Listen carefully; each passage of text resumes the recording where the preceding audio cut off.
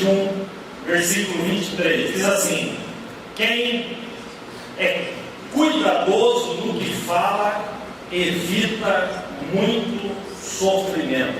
Vamos ver juntos? 1, 2, 3. Quem é cuidadoso no que fala, evita muito sofrimento. Eu quero falar com você hoje sobre um tema: comunicação transformadora. Vamos ver juntos. Comunicação transformadora. Fala para quem está perto de você. Essa pregação é todinha para você. Presta bem atenção. Queridos, eu quero repartir com vocês hoje, nessa manhã, para a gente começar o nosso mês da família. Não tem como a gente começar de outra forma. Mas o que eu quero repartir com vocês aqui é algo que reflete a nossa experiência, minha casa, minha família, meu casamento, a nossa experiência pessoal. Não porque somos melhores do que ninguém, apenas porque, em um determinado momento da nossa vida, decidimos tomar algumas providências, fazer diferente, abrimos o nosso coração para pensarmos de uma forma diferente e a partir de então transformar a nossa casa. Nós construímos estou falando da minha casa, eu, minha esposa, meus filhos, nós construímos uma família diante do Senhor e a gente tem celebrado isso muito, E o mês de junho é o nosso mês lá em casa, agora dia 17 de junho, nós vamos fazer bodas de prata. Bodas de prata. Não vou nem perguntar aqui, bodas de ouro, porque sempre tem alguém que vai levantar a mão no nosso meio. Mas bodas de prata é uma data importante que a gente sempre começa a relembrar algumas coisas. E sem dúvida nenhuma, a comunicação é algo extremamente importante. Lá atrás, como eu disse, nós decidimos, ouvindo a palavra de Deus, entendendo a direção do Senhor, fazer da nossa casa esse lugar abençoado, fazer de Deus o nosso refúgio. Lembra do Salmo 46? Deus é, Deus não foi, Deus não será, Deus é agora, hoje, pode ser imediatamente. Deus é o nosso refúgio e fortaleza, socorro bem presente na hora da angústia. Há adjetivos da Bíblia para Deus e a gente começou a tomar posse desses adjetivos. Salmo 18, versículo de número 2, ele é tremendo, ele diz: o Senhor é a minha rocha, o Senhor é a minha fortaleza, o Senhor é o meu libertador, o Senhor é a rocha em quem eu me escondo, o Senhor é um escudo que me protege, o Senhor é o meu abrigo e no Senhor eu estou seguro. Sabe, quando a gente traz isso para a realidade de uma casa, de um lar, a comunicação ela começa a ser diretamente afetada. Eu não sei qual que é a sua definição de casa, de lar, não vou nem falar de casa, mas de lar, porque a casa pode ser uma casa muito simples e o lar ser muito precioso, e às vezes a casa pode ser uma casa linda e maravilhosa e ser um lar destruído. Quero falar de lar, dos valores dessa casa. Sabe, eu não sei qual que é a sua definição, mas no meu lar é um lugar, eu imagino que seja é o lugar onde eu sou amado, onde eu sou cuidado, mas onde eu também sou confrontado. É o lugar onde eu não posso ser alguém diferente. Ali toda a verdade a meu respeito, ela é exposta. Tem gente que tem uma dificuldade de, às vezes, tem uma timidez, fora de casa, mas dentro de casa não tem timidez nenhuma. Ali dentro de casa é onde a luz é acesa, onde a gente realmente está diante daqueles que nos conhecem. Em casa, e por ser assim, é que em casa nós vamos ter os nossos maiores desafios. Não existe, como disse, em casa não tem esse negócio da máscara, não tem esse negócio, ali todo mundo sabe quem é no lar que as nossas virtudes são expostas, mas também é o lugar onde os nossos pecados eles são expostos. Sabe, aqui nessa manhã você está aí no meio do povo, bem vestido, hoje é um domingo, aqui ninguém conhece a tua intimidade, ninguém sabe exatamente como que você reage diante das circunstâncias, mas na tua casa não. Na tua casa as pessoas te conhecem. Em casa é o lugar onde nós somos de fato santificados, porque ali a verdade vem à tona e ali nós temos a oportunidade de ser transformados e de transformar aquele ambiente através da bondade do Senhor. E sem dúvida nenhuma, um dos segredos, por isso que nessa semana, nesse mês da família, nós vamos ter 5 domingos, mas a gente tem que partir da comunicação. Porque a comunicação, queridos, ela, como eu coloquei, ela pode ser transformadora.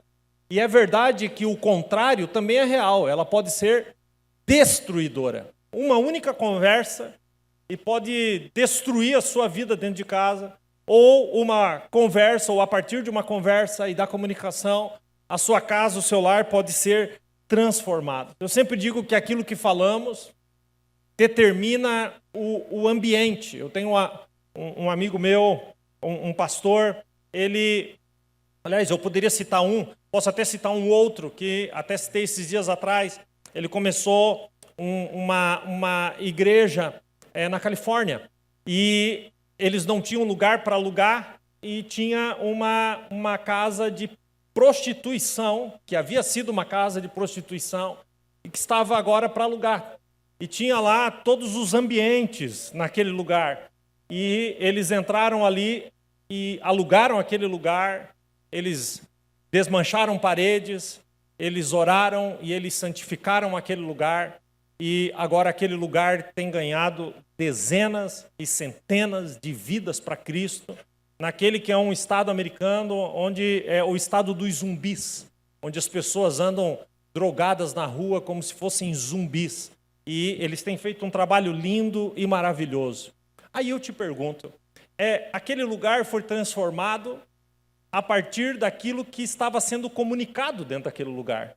O que antes comunicava prostituição, lascívia, imoralidade, agora mudou a comunicação, agora estava comunicando salvação, transformação a partir daquele lugar. Não sei se você consegue entender, aquilo que é comunicado transforma o ambiente. Queridos, esse lugar, ele não é uma igreja porque tem essas 4 paredes. Ele é uma igreja, nós somos uma igreja aqui porque nós comunicamos. Aquilo que é comunicado aqui dentro aponta para a igreja de Cristo. Vocês estão entendendo o que eu estou dizendo? Quando a gente leva isso para dentro de um lar, a gente entende que a partir da comunicação, esse lar pode ser transformado. Pode ser um lugar de paz, um lugar de amor, um lugar onde flui a graça de Deus, ou o contrário. Logo, a comunicação tem o poder de transformar o ambiente. Quem está entendendo isso, amém? Então, a maior parte de nós vive grandes problemas familiares pela falta básica da comunicação correta, e que eu quero chamar aqui de comunicação transformadora. E a gente precisa aprender a se comunicar. Sabe? E isso é possível. A comunicação, ela é aprendida. A gente pode aprender a comunicar.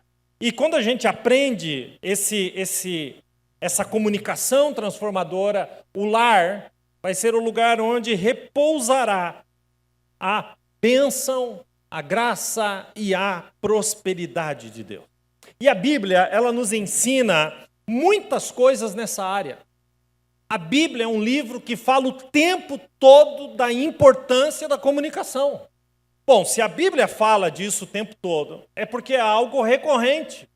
E a gente tem que estar sempre relembrando muitas coisas.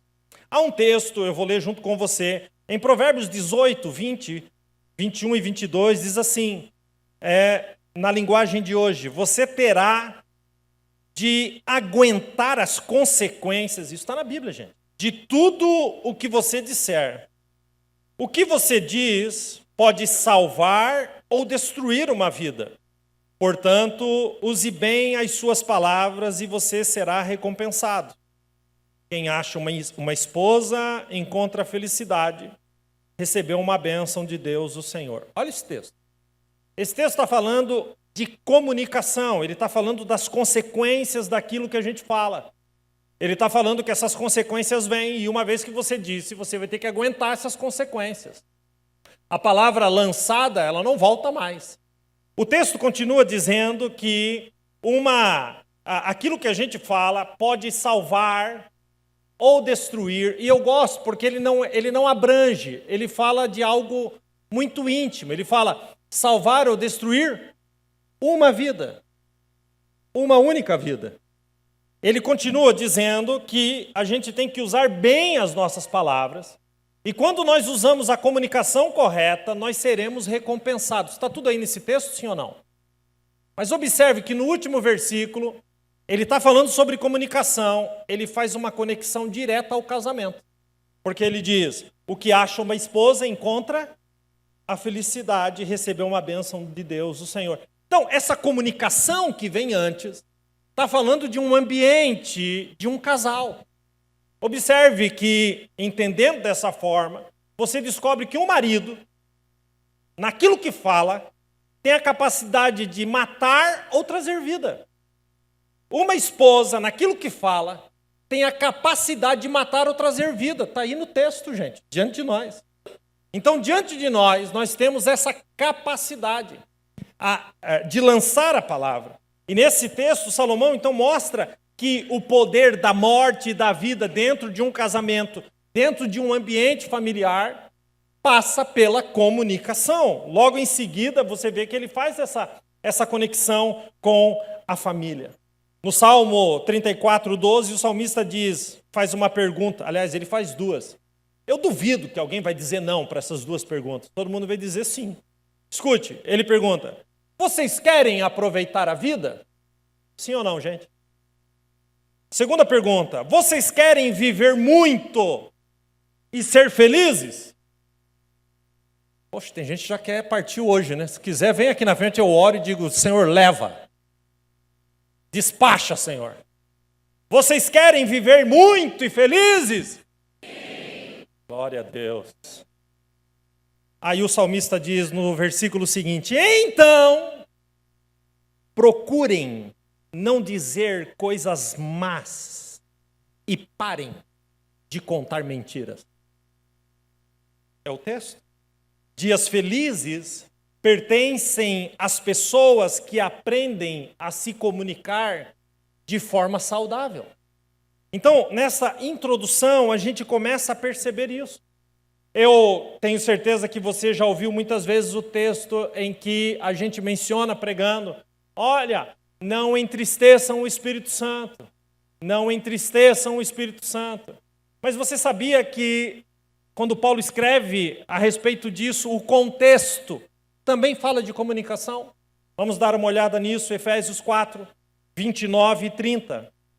Não digam palavras que fazem mal aos outros, mas usem apenas palavras boas, que ajudam os outros a crescer na fé e a conseguir o que necessitam, para que as coisas que vocês dizem façam bem aos que o ouvem, e não façam com que o Espírito Santo de Deus fique triste, pois o Espírito é a marca da propriedade de Deus colocada em vocês. A prova viva e real de que o Espírito Santo habita em você, de que você é o templo do Espírito Santo, é que você usa a comunicação correta. Se você se comunica corretamente, gerando vida, escute, não trazendo mal, mas ajudando na tua fala os outros da tua casa, porque nós estamos falando de família, seja no teu casamento, seja nos teus filhos, ajudando a casa a crescer na fé. Então, queridos, o Espírito Santo se alegra, o Espírito Santo habita em você. Quem está entendendo, amém? Palavras devem edificar, e quando não tem meio termo, quando não edificam, destroem. Não, pastor, eu prefiro ficar quieto. Você sabia que o silêncio é um tipo de comunicação? E você sabia que, dependendo a circunstância, o silêncio é o mais fatal da ferramenta da comunicação? Não tem nada, dependendo da circunstância, nada mais desprezível do que você dar o silêncio para alguém que você deveria conversar e falar, você ficar em silêncio. Vocês começam a perceber que muitos lares, eles entram num caminho de destruição, porque começam a não se falarem dias sem se falar. Um dando silêncio para o outro. E quando falam, são palavras destruidoras. Então, eu acho que já deu para perceber, só assim na chegada, a importância da comunicação. E como a comunicação tem um papel importante, sabe? As palavras, obviamente que toda palavra da comunicação transformadora, ela deve ser seguida de atitude, ok? Não adianta só falar também. Você tem que seguir com atitude. Mas eu quero compartilhar com você algumas frases. Né? Já fiz isso alguns anos atrás. Essa semana veio tanta coisa na minha mente para falar nesse domingo. E eu quis aqui escolher o mais simples possível, mas que eu considero o suprassumo da comunicação transformadora. Algumas frases, e eu quero trabalhar algumas frases com você nessa comunicação nessa manhã. A primeira frase é: eu te amo. Vamos dizer juntos? Mais uma vez. Ainda que seja uma frase tão simples, ela só é possível a partir do seu amor pelo Senhor. Alguém diz assim: pastor, a frase eu te amo não tem na Bíblia. Errado, tem na Bíblia. Você abrir a sua Bíblia no Salmo 18, versículo de número 1, está escrito assim: eu te amo, ó Senhor, força minha. A frase eu te amo está sendo dita pelo salmista a Deus. Mas existem, não a frase exatamente eu te amo, mas os derivados dessa frase. Amado, amor, amada. A gente encontra na Bíblia nos dois casos. Porque vocês acreditam que tem uns caras por aí que pensam que dizer eu te amo é coisa de mulher. Vocês acreditam? Bom, na Bíblia, a gente vê a mulher se declarando ao amado. Por exemplo, em Cantares 6, versículo 3, ela diz: eu sou do meu amado. E o meu amado é amado por quem? Por ela. E o meu amado é meu. Mas quando você segue um pouquinho mais, você vê em Cantares, capítulo 1, versículo de número 5, o homem agora dizendo: eis que és formosa, ó meu amor. Observem que a partir do seu amor pelo Senhor, que nada mais é do que uma resposta do amor que Ele te ama, porque Ele te amou primeiro. Não foi você que começou a amar Deus primeiro, Deus te ama antes. Então, a partir do amor de Deus, nós respondemos amando ao Senhor. E quando amamos ao Senhor, nos parecemos com Ele, porque Deus é amor. E quando nos parecemos com Deus, derramamos amor. E não adianta derramar amor fora de casa, se dentro de casa o amor não é derramado. Não adianta eu, como pastor, beijar os filhos de vocês aqui na igreja, sem ter beijado os meus em casa. Vocês estão entendendo isso? Tudo parte de casa. Então, quando esta frase eu te amo é dita com um brilho nos olhos, tudo pode mudar. Quando essa frase carrega consigo um compromisso de amor que não é apenas formal, mas com atitudes, então ele traz essa harmonia dentro de casa, entre pais e filhos, entre marido e esposa. A minha família, e como eu disse, porque decidi, num determinado momento da minha vida, fazer diferente. Não que você não consiga, qualquer um consegue, mas num determinado momento da minha vida, decidi fazê-lo. E a minha família está aqui, porque eles não conseguem ter a mínima condição de imaginar quantas vezes já ouviram da minha boca, eu te amo. Meus filhos, desde quando o teste de gravidez deu positivo, a primeira frase foi: eu te amo, meu filho. Eu te amo, minha filha. Não sei nem o que está vindo, mas eu só quero dizer que eu já te amo. Queridos, isso é transformador, sabe? Eu te amo significa dizer: você tem muito valor para mim. E tem gente que às vezes acha que o outro tem que presumir isso. Eu não preciso dizer, ela sabe que eu amo. Eu não preciso dizer para ele sabe que eu amo ele e pronto. Não, querido. Não vem com essa para mim, não. Você precisa verbalizar, você precisa dizer, você precisa falar. De preferência, todos os dias, várias vezes ao dia. Ai, pastor, isso é muito baboso. Uau, então vou trocar comunicação babosa. Vai ser então a minha pregação. Pais. Os nossos pais, e aqui está um grande problema que a gente identifica, que a geração anterior, os pais tinham dificuldade de dizer eu te amo. E eu tenho um monte de gente aqui que vai levantar a mão e vai dizer, vai concordar comigo. Os pais tinham dificuldade. E aí muita gente aqui cresceu em lares sem nunca ter ouvido. Na geração passada, os pais se preocupavam, a expressão de amor era o sustento. Então saíam, trabalhavam, buscavam o pão, colocavam comida na mesa, conseguia ali suprir a necessidade de uma roupa, de um calçado, de uma coberta, de um lar. Isso era uma expressão já por si só de amor. Mas, queridos, há uma convocação. Eu não estou dizendo que os pais dessa geração têm que abrir mão dessas coisas. Não, é sua responsabilidade. Mas a gente pode acrescentar a fala, a conversa, sabe? A verbalização do amor. Você pode fazer diferente a partir da sua casa, sabe?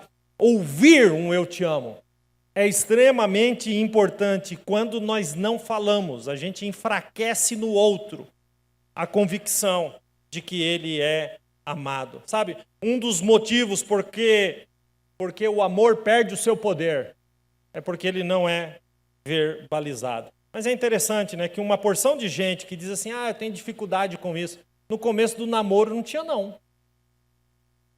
Quem concorda comigo, diga amém. Nossa, né? Foi a primeira vez que ela disse eu te amo. Uau. Foi a primeira vez. Agora, aliançou. Agora nós estamos juntos. Agora nós vamos. Porque disse eu te amo. Aí casa, fica de boquinha, fica parecendo aquela coruja, né, com dor de dente. Não fala nada, boca entreaberta. A palavra de Deus diz em Apocalipse 2, 4 e 5, escrevendo a Éfeso, João escreve aquilo que Jesus está dizendo. E olha o que o Senhor está dizendo para essa igreja. E como nós estamos falando de família, para essa família. Contra você, porém, tenho isso, que você abandonou o seu primeiro amor. Lembre-se de onde caiu, arrependa-se e pratique as obras que praticava no princípio. Observe, quando o amor é abandonado, até as obras de amor são esquecidas. Dizer eu te amo, eu preciso... Eu estou querendo pular aqui, mas algumas coisas precisam ser ditas. Dizer eu te amo não é e nunca poderá ser uma moeda de troca. Se você diz eu te amo dentro de casa só quando recebe um presente, você banalizou o eu te amo. Então quer dizer que eu dou um presente e porque eu dei um presente, então eu recebo um eu te amo? Senão não tem. Então nós estamos, querido, num lugar muito perigoso. Dizer isso é uma virtude do coração daquele que primeiro foi amado por Deus. E porque já recebeu do Senhor amor, então transborda amor. Nós devemos ser o espelho daquilo que já recebemos. Sabe, é possível aprender a dizer eu te amo. E quando as pessoas aprendem a dizer eu te amo, esses lares são mais felizes. Se houver um sincero eu te amo com constância, muitas coisas podem ser mudadas. Paulo escreveu assim em Colossenses 3,14, sobre tudo isso, revestivos de amor, que é o vínculo da perfeição. Sabe, eu sei que para algumas pessoas isso não cabe, porque nunca foram alcançadas, nunca receberam isso. Pastor, como eu posso dar aquilo que eu não recebi? E aí, querido, isso é muito sério. Porque preste bem atenção no que você está dizendo. como eu posso dar, como eu posso falar, como eu posso transbordar amor, se da casa que eu vim, da criação que eu vim, eu não recebi isso? Olha, eu não quero aqui mencionar a minha criação. E você quer saber por quê? Porque eu sou uma nova criatura. E na nova criatura existe uma nova criação. E a nova criação da nova criatura vem do Pai que me amou primeiro. Então eu posso não ter recebido dos meus antepassados, daqueles que vieram antes, mas quando eu entreguei a minha vida para Cristo, eu nasci de novo e nele eu sou amado. E se sou amado dele, posso amar quem está dentro da minha casa. Quem entendeu isso, diga amém. O eu te amo, verbalizado, traz esperança para um lar. Romanos 5,5, Paulo escreve assim, que esta esperança não nos decepciona, porque Deus derramou o seu amor em nossos corações, pelo Espírito Santo que nos foi dado. Se você não consegue transbordar amor, é porque você bloqueou o amor que está sendo derramado em você. Sabe? Vamos dizer juntos, eu te amo mais uma vez, bem forte. 1, 2, 3. Agora dá uma olhada ao seu redor e você vai perceber que absolutamente ninguém morreu. Porque dizer eu te amo não mata ninguém. Muito pelo contrário. Dá uma olhadinha quem está perto de você, essa pessoa vai estar sorrindo. Olha só. Até os que não estavam começaram a rir. Isso traz leveza para o ambiente. E deixa eu te falar uma coisa, quando você conhece o Senhor, é aberta uma conta bancária. Deus abre uma conta no seu nome. E Deus faz um crédito. E esse crédito é impossível de ser zerado. Deus acredita amor. E é interessante que ele diz, derrame esse amor em todos os lugares que você for. E aí, assim como é colocado um crédito na sua conta, é também feita uma dívida no seu nome. Então o crédito é inesgotável e a dívida é impagável. Que dívida é essa, pastor? Paulo escreve sobre essa dívida em Romanos 13:8. Ele diz assim, a ninguém devais nada, a não ser o amor. Você deve amor. Você está devendo. Começa a pagar. E a sua conta nunca vai zerar. Quem recebe essa palavra, diga amém. Segunda frasezinha, 2 palavras que podem transformar um lar. Vamos a ela? Me perdoe. Estava tão bom, né? Pastor, estava bom, agora parece que piorou. É verdade, piorou mesmo. Vamos juntos? 1, 2, 3. Me perdoe. E sabe por que pedir perdão é tão importante? Adivinha? Porque erramos. Todo mundo erra. É impossível conviver debaixo do mesmo teto sem ferir o outro. É impossível. Em algum momento isso acontece. Porque nós somos egoístas, carnais por natureza, pecadores. E devemos a cada dia mais nos parecer com Cristo e buscar isso. E nas indiferenças e nas decisões equivocadas é que nós nos ferimos. Sabe, em uma família onde não existe o me perdoe, é uma família que está ruindo. É uma família que está quebrando.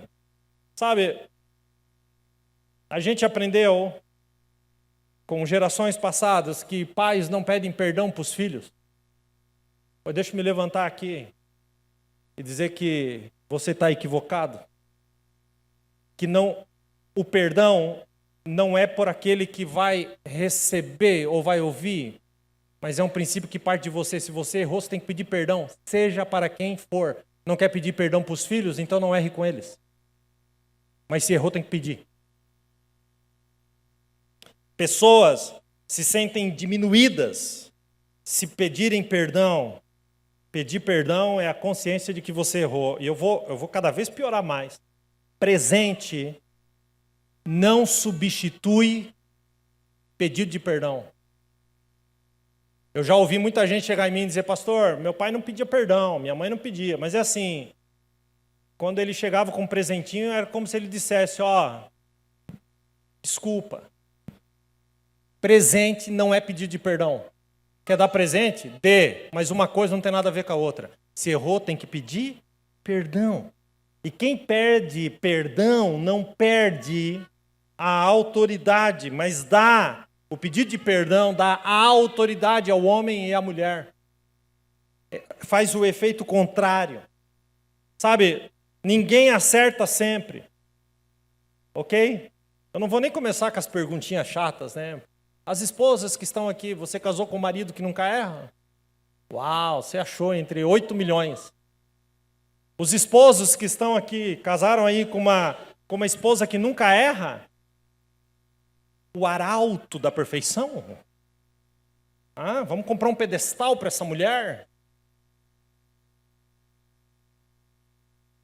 Todos nós devemos pedir perdão. É claro que nós temos que ter a expectativa de acertar. Mas se errar, peça perdão. É assim que funciona o nosso relacionamento com Deus. Nós erramos. E olha o que João escreve na primeira carta, capítulo 2, versículo 1. Filhinhos, escrevo-lhes estas coisas para que vocês não pequem. Se, porém, alguém pecar, nós temos um advogado junto ao Pai, Jesus Cristo, o justo. Não errem, mas se errarem, peçam perdão. Sabe, quando errarem, vai recebendo isso daqui, gente. Quando você errar, não entregue para o tempo, para que o tempo resolva. Resolva você mesmo. A gente acha que os outros vão esquecer aquilo que fizemos. Não, querido. O perdão apaga as transgressões. Sabe? E há uma diferença, preste bem atenção. Eu falei no começo que essa mensagem é todinha para você. Há uma diferença entre me desculpe e me perdoe. O me desculpe é, ainda que eu tenha errado, me desculpa, porque não foi minha intenção. Já ouviu isso por aí? Não. Dentro de casa, né? Ouvi um monte. Agora, o me perdoe é assim, eu tive culpa, eu errei, eu não deveria ter feito, me perdoe. Olha a diferença. Você está assumindo.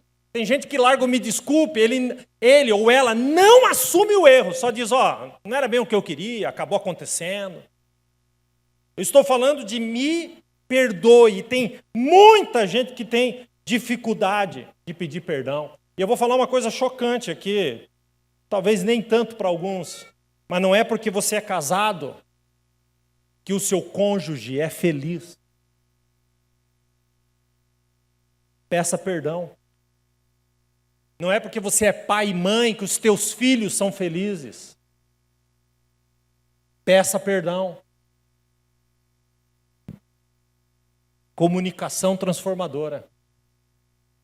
Imaginem dentro de uma família quantos casamentos estão adoecidos, relacionamentos familiares. Tiago, escrevendo no capítulo 5, versículo 16, ele diz, portanto, confessem os seus pecados uns aos outros e orem uns pelos outros. E o que acontece no final? A casa é curada, pelo amor de Deus. Quem está comigo aqui diz amém. Me perdoe, tem que fazer parte de toda a família saudável. A próxima expressão é só uma palavra. Vamos juntos. Obrigado. Vamos dizer juntos? Eu sei que você disse obrigado hoje de manhã, se você foi na padaria. O cara te deu o pão, sei lá, quem estava te atendendo, e você disse obrigado. Eu sei que você fala obrigado para o Uber. Eu sei que você fala obrigado na rua. Eu sei que você fala obrigado quando alguém te atende no comércio. Se você trabalha no comércio, então você fala obrigado o tempo todo. Até quando entra o sapo na loja. Que roda, roda, roda, tira você da vez. E depois diz, eu só estava dando uma. E você fala obrigado. Queridos, mas eu estou falando do obrigado dentro de casa. Qual foi o último prato que a sua esposa fez, que você gosta, e você disse, obrigado, meu amor? Ou que a sua esposa pediu no iFood, né? E você disse, obrigado, meu amor. Ou que o seu esposo fez. Porque tem uns caras aí que cozinham demais. Na nossa equipe pastoral aqui, nós temos chefes de cozinha. Nós temos o chefe Eli Rui, que está ali. O dia que você comer a galinhada, isso, a pastora glorifica de pé. O dia que você comer a galinhada que o Eli faz, e assim, todo inverno, há muitos anos, eu sou chamado, estou esperando esfriar um pouquinho. Logo na sequência direita, nós temos o pastor Robson. O pastor Robson tem um canal no YouTube, Chef e Mini Chef. Ele tem uma página no Instagram, Chef e Mini Chef, com 50 mil seguidores. E não são chineses, são reais. São reais. Que merchan que eu fiz para você, hein? Rapaz, depois nós vamos ter que combinar. Então aqui, ele também faz galinhada. Risoto. Desculpa, é mais sofisticado. Lá em Happy Garden, Jardim Alegre, é galinhada. Mas, é claro que na minha equipe também tem, que a gente não pode nem mencionar, né? Que não faz absolutamente nada. Lá na minha casa ninguém cozinha ovo como eu, gente.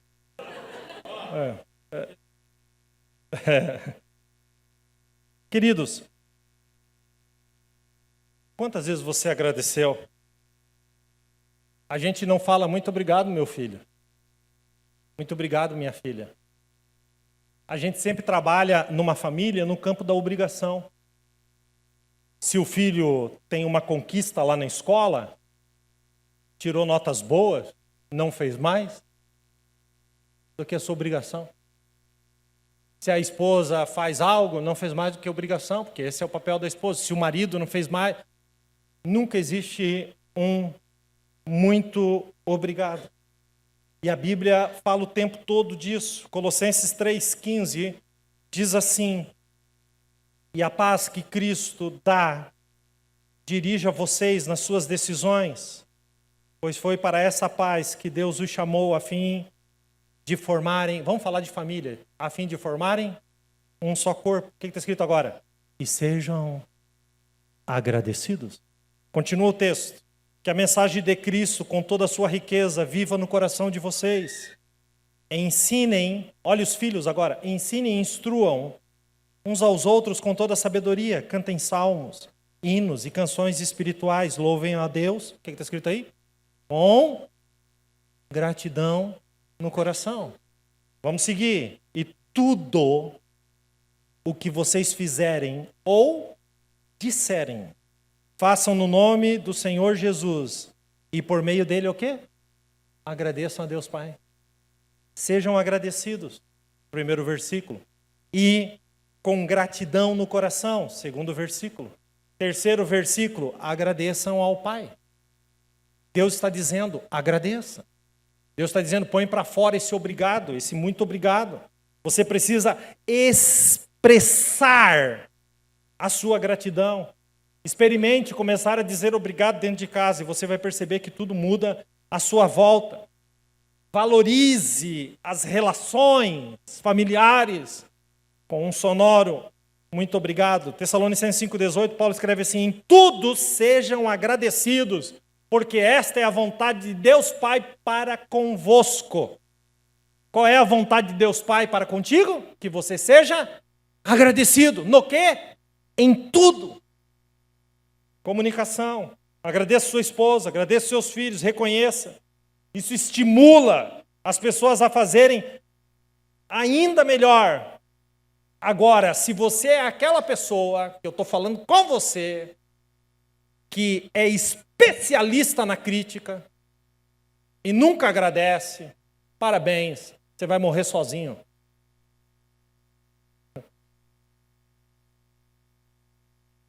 Cuidado. Sou abençoado por muita gente. Por muita gente. Eu sou um homem abençoado, mas ninguém me abençoa mais do que a minha família. Ninguém. Que os filhos de vocês, quando saírem de casa, ou quando estiverem na rua, eles se lembrem. Alguém pode dizer que me ama, mas ninguém me ama mais do que a minha família. Ninguém me reforça mais, me abraça mais do que a minha família. Quem está entendendo isso, amém? Mesmo em uma família disfuncional, sempre haverá espaço para você dizer muito obrigado. Quarto ponto, quarta frase. Se Deus quiser, vamos dizer juntos? Se Deus. Não é um chavão, não é um mantra religioso. Se Deus quiser, né? Se Deus quiser. Não. É a rendição à vontade do Senhor. Olha o que diz Tiago 4,13. Ouçam, agora, vocês que dizem, hoje ou amanhã iremos para esta ou aquela cidade, passaremos um ano ali, faremos negócio, ganharemos dinheiro. Vocês nem sabem o que lhes acontecerá amanhã. O que é a sua vida? Vocês são como uma neblina, um vapor, que aparece por um pouco de tempo e depois se dissipa. Ao invés disso, deveriam dizer, se o Senhor quiser, faremos isso ou aquilo. Querido, se Deus quiser, não pode ser dito da boca para fora, mas antes de tudo, precisa ser uma frase que vem de um coração, que se submete à vontade de Deus. É a bandeira, se Deus quiser, é a bandeira de quem não quer governar, mas quer entregar o governo para Cristo. O salmista no Salmo 37, versículo 5 diz, entrega o teu caminho ao Senhor, confia nele, e o mais ele tudo fará. Se Deus quiser. Sabe, as famílias que colocam suas vidas e planos na mão de Deus vão viver em segurança. Lembra da oração do Pai Nosso? Seja feita a tua vontade, assim na terra como no céu. Pastor, então assim, se Deus quiser, então eu vou sentar e vou deixar acontecer. Não, meu irmão. Não é sobre isso. Mas é sobre colocar os planos nas mãos de Deus. Deixa eu ler um texto com você, Provérbios 16, 1, 2 e 3. As pessoas podem fazer seus planos. Porém, é o Senhor Deus quem dá a última palavra. Você pode pensar que tudo o que você faz é certo, mas o Senhor julga as suas intenções. O que está escrito agora? Consagre ao Senhor tudo o que você faz, e os seus planos serão bem-sucedidos. Os filhos que veem os seus pais dizer esta verdade, eles se sentem seguros, se Deus quiser. Vamos dizer juntos? Se Deus quiser. Quinta frase. Vamos orar. Pode ser um convite ou pode ser um apelo. Nós devemos orar pelos membros da nossa família. E quando tudo estiver bem, continue orando. Porque tem gente que usa a bênção de Deus para se afastar de Deus. Tem gente que só se aproxima de Deus na adversidade. Mas quando tudo vai bem, se afasta de Deus. Quero uma porta aberta. Então se aproxima de Deus. Deus abre a porta, se afasta de Deus. Quero uma nova porta aberta, se aproxima de Deus. Vocês estão entendendo isso? O maior presente, eu vou ser bem sincero com você, o maior presente, eu estava agora há pouco falando sobre dar presente e querer um eu te amo em troca. Se você quer dar um presente, o maior presente para os seus filhos, para a sua casa, ore por eles. O maior presente que uma mãe pode dar para um filho é estender a mão sobre o seu filho e orar por ele. O presente mais poderoso que um pai pode dar para um filho é estender a mão e orar por ele. Quem recebe isso, amém? Ainda que a sua carne odeie orar, a oração é necessária. Sabe, mesmo que vocês estiverem no meio de uma tempestade, a casa estiver no meio de uma tormenta, quando você ora, uma janela abre no céu. O sol raia sobre esta casa. Sabe, ore na frente dos seus filhos. Façam os seus filhos verem que você está orando.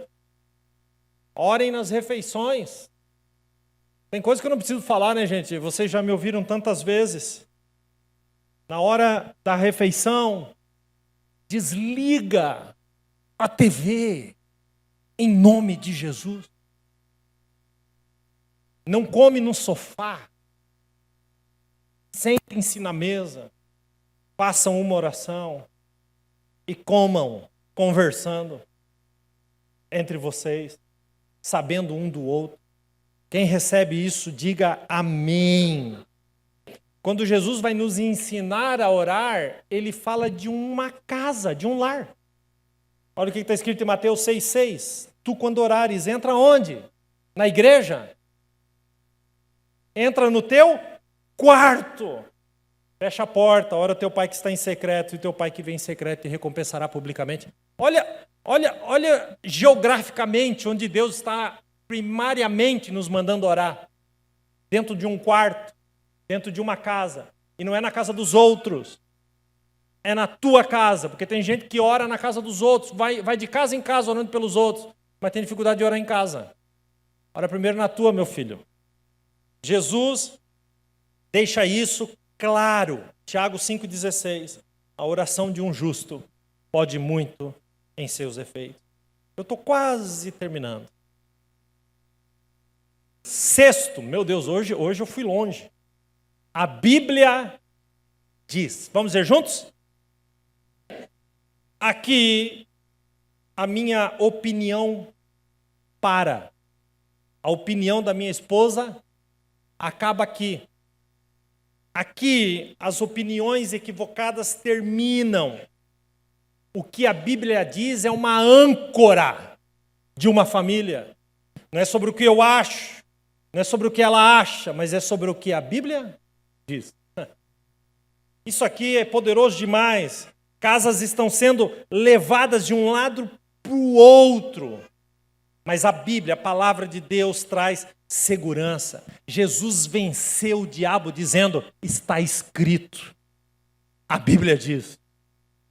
Jesus venceu Satanás assim. Na igreja, aqui nessa casa, nós não praticamos o que achamos.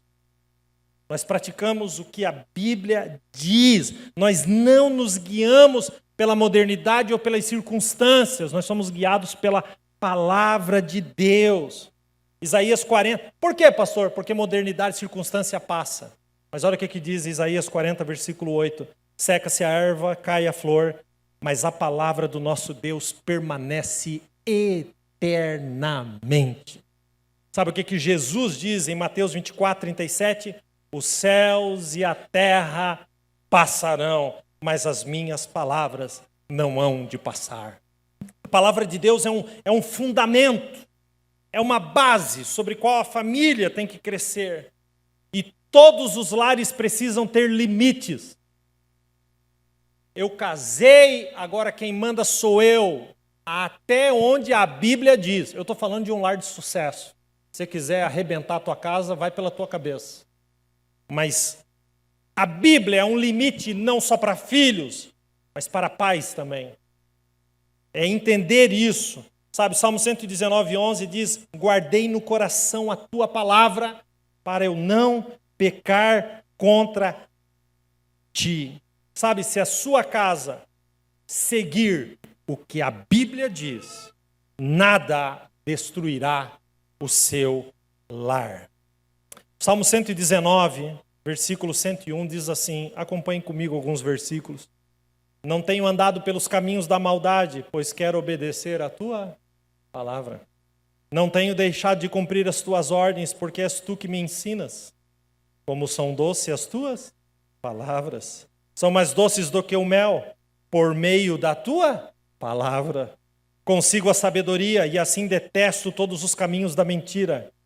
Lâmpada para os meus pés é a tua e luz para o meu caminho. Vamos aplaudir o Senhor e a sua palavra.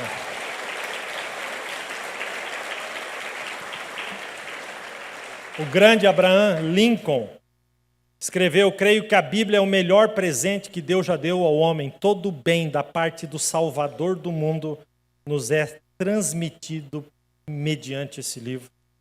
Billy Graham escreveu: estude a Bíblia para ser sábio, creia na Bíblia para ser salvo, siga a Bíblia para ser santo.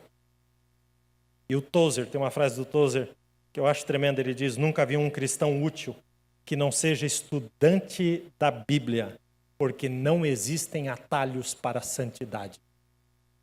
Passa pela Bíblia, pela Bíblia. Então não faça da sua Bíblia um livro empoeirado numa estante ou um aplicativo nunca acessado no celular. Tenha intimidade com a palavra de Deus. E para terminar, glória a Deus, né? Se vocês estivessem gostando, vocês iam falar: mas todo mundo ficou quieto, eu acho que chegou a hora de terminar mesmo. Nós fazemos parte. Vamos dizer juntos? Nós fazemos parte. Precisamos, como família, resistir à síndrome da bolha, a falsa sensação de que nós nos bastamos. Eu estou aqui com meus filhos e para nós é nós. Nós se basta. Não, meu irmão. Está errado, completamente errado. Isso é um engano. Uma família tem verdadeira proteção quando esta família faz parte de uma família maior, chamada igreja. Chamada igreja. Então não caia no erro de achar que você dá conta sozinho da sua família. Quando você está conectado numa casa, conectado, de fato conectado, você está num ambiente de segurança. Você está aqui, mas tem uma equipe lá no Kids, fazendo de tudo para inculcar a palavra de Deus no coração dos filhos de vocês. Porque nós caminhamos juntos, nós estamos indo para o mesmo lugar. Então, as frustrações e as discussões do convívio muitas vezes nos levam para um buraco dentro de casa. E é aqui, queridos, que nós precisamos nos lembrar que nós não estamos sozinhos, nós fazemos parte de algo maior. Gálatas 6,10, olha o que Paulo escreveu. Portanto, enquanto temos oportunidade, façamos o bem a todos, principalmente aos da família da fé. Paulo está mencionando uma família que é fora da nossa família, família da fé. Hebreus 10, 24 diz assim: e consideremos-nos uns aos outros, para que a gente se incentive ao amor e às boas obras, não deixando de reunir-nos como igreja, como alguns têm feito, mas encorajemo-nos uns aos outros, ainda mais quando vocês estão percebendo que o grande dia do Senhor se aproxima. Você faz parte. Igreja não é um clube, igreja é um corpo. Você faz parte do corpo de Cristo, junto com a sua família. Olha o que diz 1 Coríntios 12, 25, nós vamos ler juntos. Que todos os membros, falando do corpo de Cristo, que todos os membros tenham igual cuidado uns pelos outros. Quando um membro sofre, todos os outros sofrem com ele. Quando um membro é honrado, todos os outros se alegram com ele. Ora, vocês são um corpo e cada um de vocês individualmente é membro desse corpo. Não leve a carga sozinho. Quantas vezes você está carregando um peso num braço? e você tem que trocar o braço, porque esse cansou. E quando os dois cansam, você põe no ombro. Isso é corpo. Quando um está sobrecarregado, o outro assume. Vamos juntos. Não tem como, porque o teu braço está cansado, você arrancar ele e jogar numa lata de lixo. Não, não é assim que funciona. Nós somos membros de um corpo. Se a sua casa é uma bolha, cuidado. Cuidado também com a religiosidade. Não, isso aí não me pega porque a gente vem na igreja. Aí a gente sempre procura estar aqui, ou sei lá, na igreja. Mas se aqui o seu semblante é maravilhoso, e na sua casa tudo é revirado, está errado. Além disso, se na sua casa lá ninguém pode falar nada, porque há um ambiente de estresse. Gente, eu não suporto um ambiente de estresse. Ou eu resolvo, ou eu resolvo. Tem que resolver. A gente foi feito para o lar ser um lar leve. Eu tenho que querer voltar para minha casa. Eu tenho que desejar voltar para minha casa. Eu quero estar no meu lar. Esse é o meu refúgio. É um lugar leve, cheio de paz e de amor, de respeito e de comunicação. Quando a gente entende isso, sabe?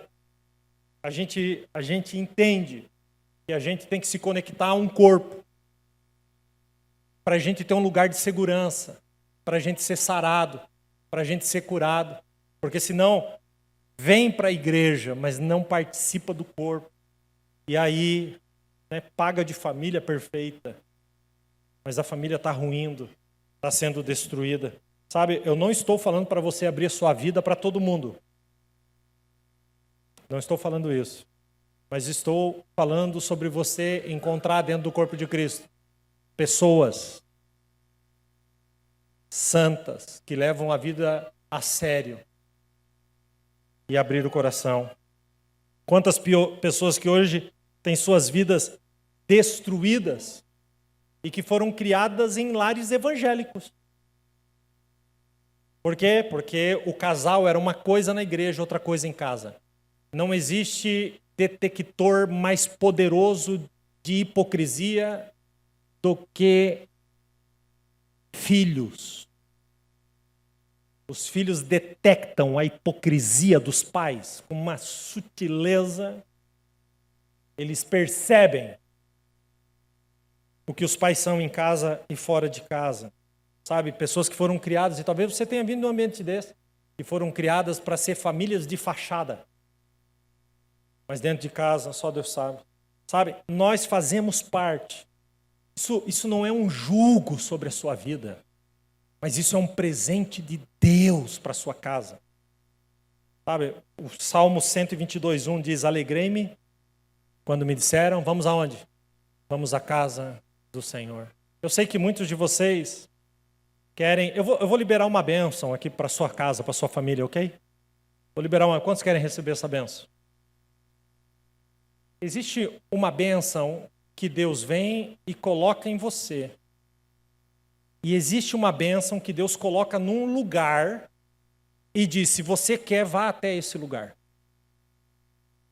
Existe uma bênção que já está num lugar, Deus está dizendo, vá até esse lugar. Vamos terminar com o Salmo 133.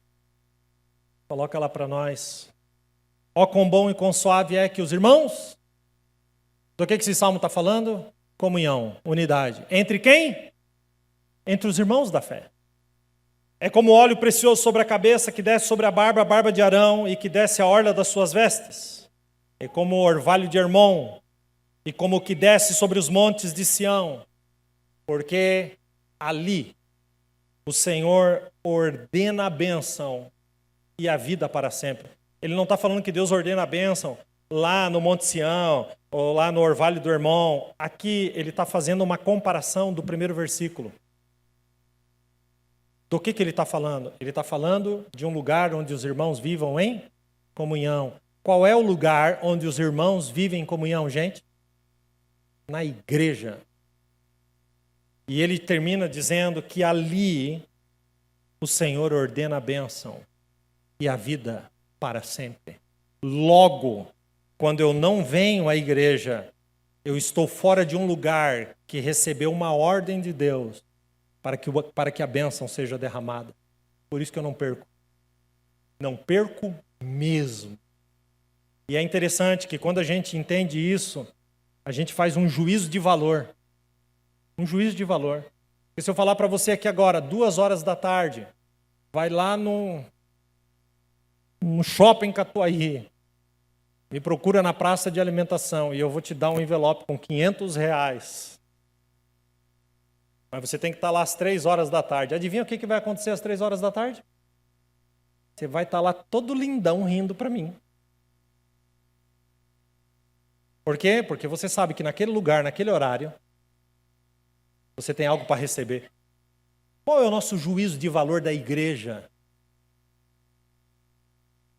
A gente traz os nossos filhos para esse lugar. A gente vem, o casal vem e diz, vamos. Está lá, a gente sabe a hora e o horário, vamos. Não. A gente leva isso a um juízo de valor distorcido. Quem está entendendo? Converse com pessoas que podem ajudar você e sua casa, dentro da família da fé, porque você não é autossuficiente e a sua família não se basta. Eu quero terminar por onde comecei. Nós começamos com o tema comunicação transformadora. Eu quero que você fique de pé em nome de Jesus.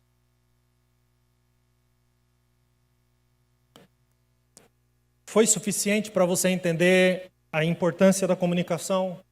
Você pode dizer amém? Então eu gostaria que você continuasse prestando atenção, porque esse momento é um momento muito perigoso. Quando a gente se levanta, a gente desconecta a atenção. Mas eu gostaria que você se esforçasse para manter a sua atenção. Provérbios 15:18 diz assim: a pessoa irritável provoca dissensão, mas quem é paciente acalma a discussão. Esse texto é tão precioso, porque ele fala do que eu estou... Ele vem aqui trazer como um selo em cima disso que eu estou falando. Nós temos aqui uma pessoa irritável, que se irrita, que estoura, que grita, que tem uma comunicação errada e equivocada. E o que ela faz? Ela se irritou com algo, mas olha como ela mesma vai escalar isso, como ele mesmo vai escalar. Ela vai provocar uma dissensão, um rompimento, uma quebra, uma destruição. E do outro lado ele diz, mas quem é paciente? O paciente, ele pensa antes de falar. Ele raciocina sobre o que ele vai dizer. Ele diz, mas quem é paciente acalma a discussão. Quem é paciente, a discussão, ela desce e acalma. Quem se comunica errado, a discussão vira uma dissensão. Um racha. Sobe ao invés de descer. Por falta da comunicação. No mesmo pensamento, no mesmo princípio, Salomão escrevendo no Provérbios 15, versículo 1, ele diz que a resposta calma desvia o furor. Furor de quem? De quem está falando com essa pessoa. Mas ele continua e diz, mas a palavra ríspida desperta a ira da pessoa. Comunicação está em você. Salomão escrevendo Provérbios 15:4 diz que o falar amável é a árvore da vida. Uma árvore alimenta quem está ao redor. Salomão continua e diz, mas aquele que fala enganoso esmaga o espírito. espírito. Comunicação.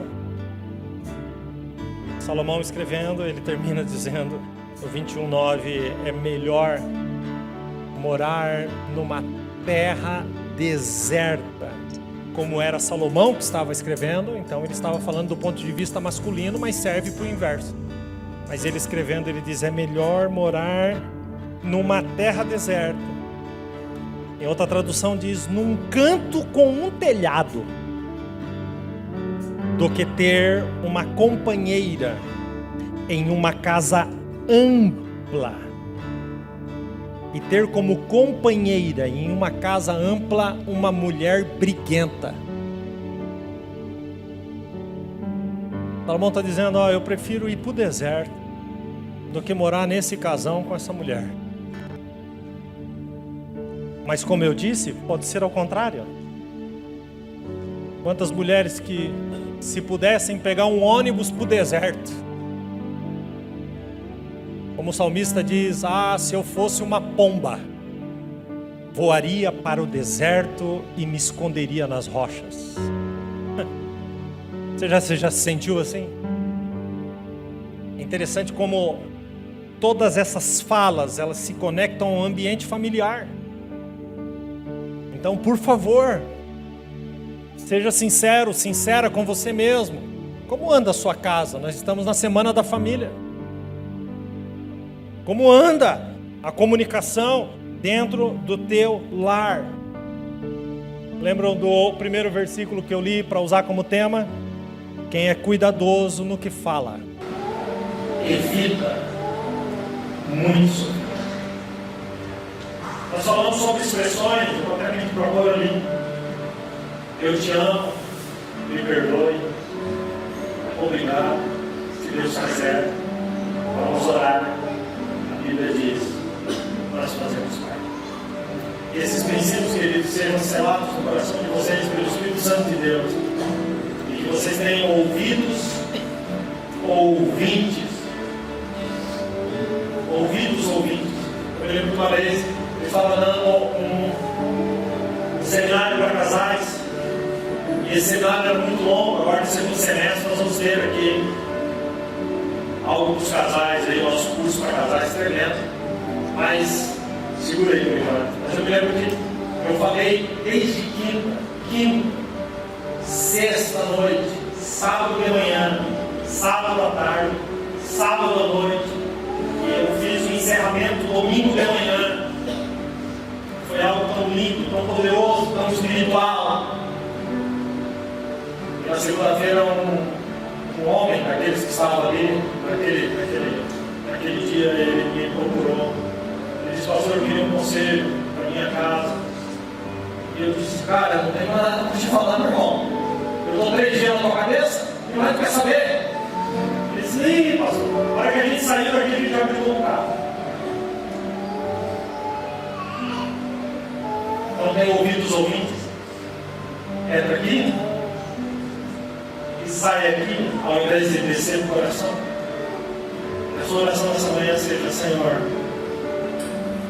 que essa palavra se torne viva dentro da minha alma, da minha casa, da minha família. Quem recebe isso? Eu quero que você, se você está com a sua família, eu quero que você se aproxime aí.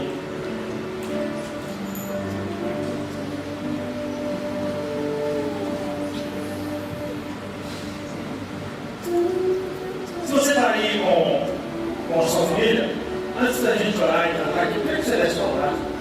Vamos começar com as 2 primeiras. Eu te amo e vamos lá.